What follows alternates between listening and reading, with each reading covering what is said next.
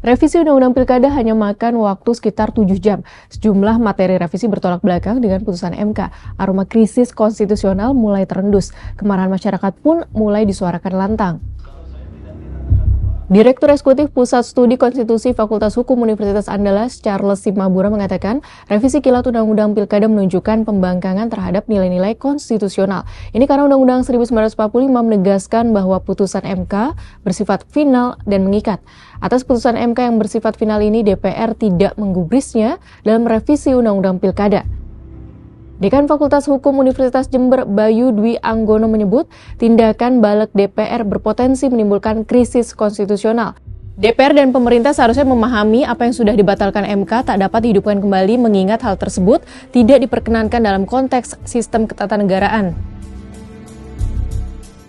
Pakar Hukum Tata Negara Universitas Brawijaya Malang, Jawa Timur, Muhammad Ali Safaat menyebut manuver balik DPR dengan upaya mengutak-atik hasil putusan MK menggambarkan adanya skenario kepentingan politik yang sudah dirancang dan diarahkan.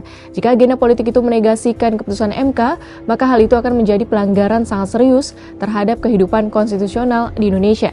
Jika hal ini dilakukan, maka apapun kecenderungannya bisa dilakukan dan kekuasaan menjadi tanpa batas. Menurut Ketua The Konstitusional Demokrasi Inisiatif Holil Pasaribu, revisi Undang-Undang Pilkada syarat dengan muatan politik pragmatis. Ini menggambarkan kepentingan elit penguasa yang terganggu. Jadi kata kuncinya adalah 1.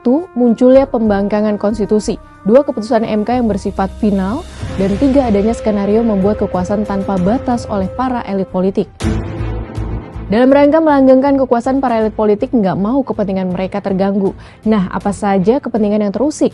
Kita sama-sama kembali membedah revisi Undang-Undang Pilkada dari balik DPR versus putusan MK.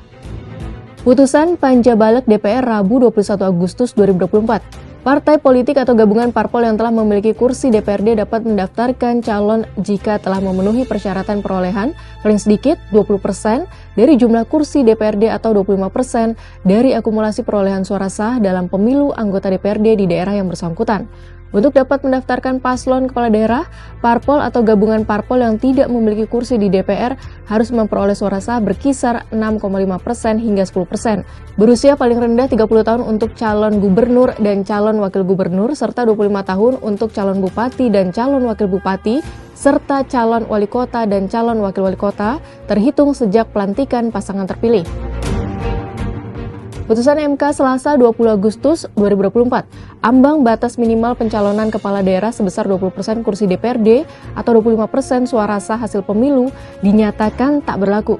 MK mengubah ambang batas pencalonan kepala daerah bagi parpol atau gabungan parpol sebesar 6,5% hingga 10% berdasarkan suara sah yang disesuaikan dengan jumlah penduduk daftar DPT. Penghitungan syarat usia minimal calon kepala daerah dilakukan sejak KPU menetapkan pasangan calon, bukan calon terpilih saat dilantik. Publik menanti dinamika politik ke depan. Apakah RUU Pilkada ini tetap mengabaikan keputusan MK saat disahkan kelak? Akankah pembangkangan konstitusi tetap terjadi, sementara gerakan massa mulai disuarakan dari berbagai daerah?